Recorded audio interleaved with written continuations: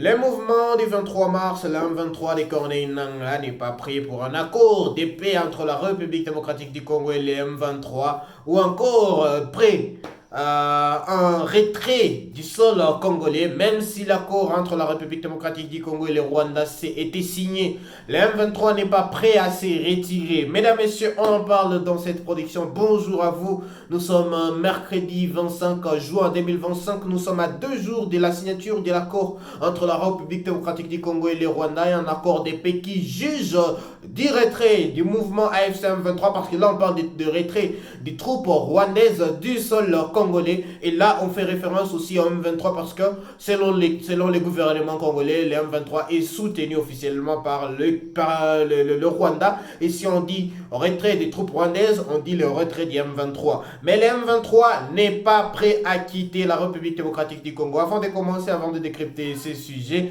mesdames et messieurs, pensez à vous abonner et activer la cloche de notification si c'est la première fois que vous nous captez. Et si ce n'est pas la première fois, vous savez quoi faire. Commentez cette vidéo, aimez cette vidéo, partagez-la pour que nous puissions atteindre un maximum de gens. Donc le décryptage, c'est parti. Je l'ai dit au tout début, le M23 n'est pas prêt à se retirer du sol congolais. Pendant que les choses sont en train de se passer à Doha, pendant que les choses sont en train de se passer à Washington, eh bien le M23 aussi est en action dans les zones sous son occupation. Je vous explique tout. Déjà, avant de vous expliquer pourquoi je dis que le M23 n'est pas prêt à quitter le sol congolais, je vais vous faire une lecture des activités du M23 actuellement. Déjà, vous le savez très bien, c'est depuis janvier dernier que la ville de Goma est sous le contrôle de l'AFC M23. La ville de Bukavu est passée sous le contrôle quelques jours plus tard. Je ne sais pas si c'était quelques semaines plus tard. Alors, la ville de Bukavu est aussi passée sous le contrôle de l'AFC M23. Donc là, on a estimé que les deux provinces sont passées sous le contrôle de l'AFC M23 parce que c'était les deux capitales des provinces qui étaient visées par le mouvement AFC M23 que nous voyons aujourd'hui, qui s'est stoppé et qui ne fait plus d'avancer.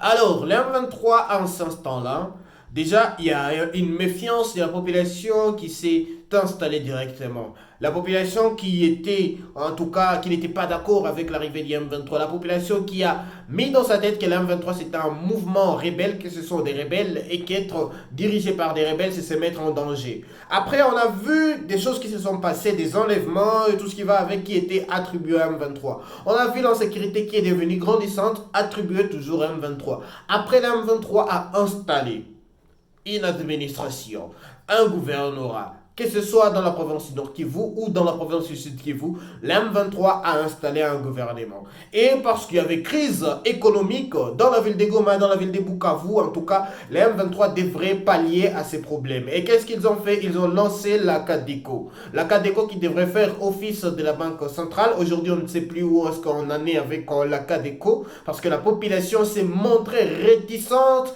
à cette démarche du M23 de créer une banque centrale pour la population de Goma, parce que déjà, pour la population de Goma et de Bukavu, je ne peux pas oublier donc les Nord et les Sud Kivu, parce que déjà pour ceux qui sont initiés dans les affaires économiques, en tout cas, cette banque centrale, beaucoup de conditions n'étaient pas remplies.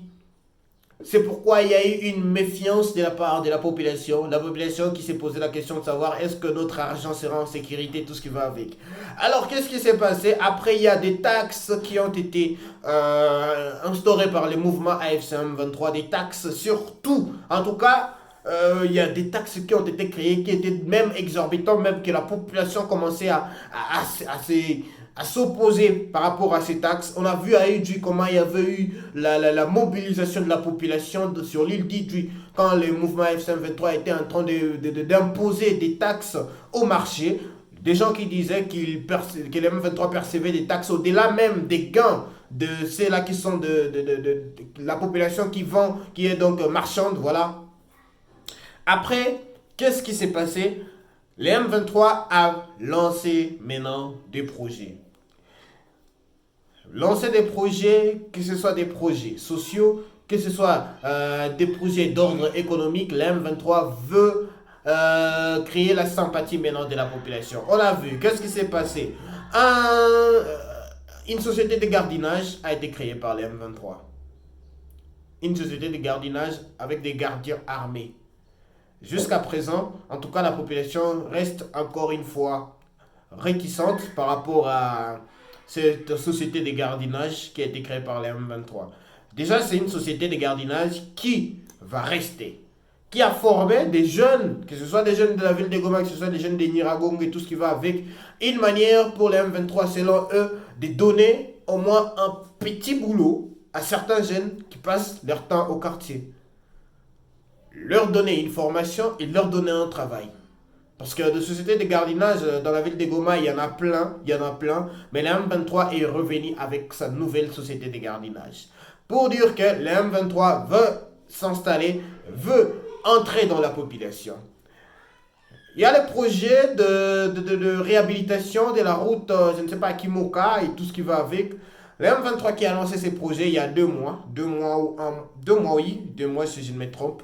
Il y a 2 mois que le M23 a lancé ses projets et les travaux sont déjà en cours. Le M23 qu'on pensait être un simple mouvement rebelle, c'est un mouvement plutôt qui est venu pour installer une administration. Bien sûr que c'est un mouvement rebelle parce que Kinshasa l'a dit et nous devons le dire comme ça. C'est un mouvement rebelle qui est venu installer son administration non pas seulement pour diriger, mais pour, selon eux, faire avancer l'économie, faire avancer le développement et tout ce qui va avec.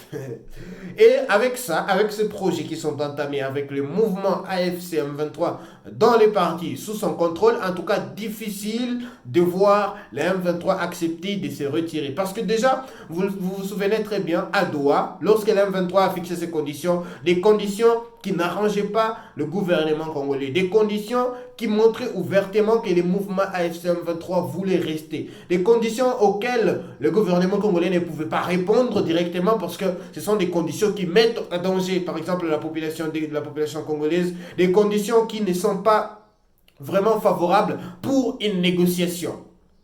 Et on a vu le gouvernement congolais qui a répondu à un certain niveau à ces demandes du mouvement FCM23, le mouvement FCM23 qui a revendiqué aussi son retrait de Walikale pour montrer sa bonne volonté de mener à bout la guerre à l'est de la République démocratique du Congo. Alors, si l'accord est signé entre la République démocratique du Congo et le Rwanda dans 2 jours d'ailleurs, dans 2 jours, un accord sera signé le 27 juin. En tout cas, on espère, parce que même les 15, c'était la même chose. On savait que l'accord serait signé et il y a des gens qui étaient déjà en ébullition, des gens qui disaient que voilà, c'était la fin de la guerre et tout ce qui va avec. Mais voilà, l'accord n'avait pas été signé. Mais c'est 27, en tout cas, c'est un jour très décisif. Un jour que la population congolaise attend avec 2 mains pour que au moins nous puissions avoir un accord qui va décider de la fin de la guerre à l'est de la République démocratique du Congo. Alors je disais quoi? Je disais que si cet accord est signé entre la République démocratique du Congo et le Rwanda, eh bien la M23 va soit suivre les programmes de désarmement ou va soit suivre les programmes de retrait des troupes rwandaises. 2 possibilités pour les mouvements AFC-M23. Mais le problème qui se pose jusqu'à ce niveau, c'est que le mouvement AFC-M23 dit être un mouvement congolais, dit ne pas reconnaître le Rwanda comme parrain, dit ne pas reconnaître le Rwanda comme son pays hôte, mais dit être un mouvement congolais. Et c'est pourquoi on a mis même sur la tête du M23, vous avez vu, aujourd'hui on ne parle plus du M23, on parle de l'AFC M23, pour dire que c'est un mouvement congolais avec Corneille Nangaa qui est congolais, en tout cas des pères et des mères, si vous voulez que je le dise comme ça. Donc le M23 n'a pas intention de se retirer, quelle que soit la signature de l'accord. Et à Doha, les choses sont à ralenti. Pourquoi? Parce que pendant que les choses sont en train de se passer, la guerre est en train d'être menée sur les fronts, et d'ailleurs dans les territoires de Massissi, de Lubero, mais également dans la province du Sud Kivu, dans plusieurs territoires comme Fizi et partout, on a affaire à des affrontements tous les jours. Tous les jours, on a affaire à des affrontements, des Wazalendo qui veulent récupérer leur terrain, le M23 qui veut aussi extendre son influence, et pendant ce temps, le M23 dit que même si un accord était signé entre la République démocratique du Congo et le Rwanda, entre la République démocratique du Congo et le M23, lequel accord ne jugera pas du retrait immédiat du mouvement FCM23. Ça veut dire que le M23 a posé ses conditions, et parmi ces conditions, il y a le suivi. il y a le suivi de l'accord.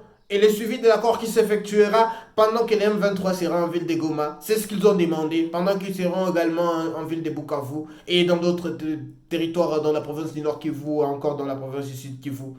Ça veut dire que la M23 n'est pas d'accord avec un retrait immédiat. Donc voilà, en tout cas, difficile de dire aujourd'hui que la M23 va se retirer tel ou tel autre jour, parce que en tout cas, c'est ce qu'attendent les Congolais. C'est pourquoi j'ai fait cette vidéo, parce que beaucoup de Congolais attendent qu'à la signature de l'accord RDC-Rwanda, que la M23 puisse se retirer directement. Et d'ailleurs, nous avons reçu des appels des gens depuis la ville de Goma qui nous disaient, voilà,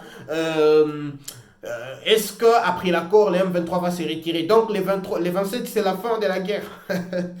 En tout cas, c'est ce que dit la population de la ville de Goma actuellement. En tout cas, c'est tout ce qu'ils espèrent.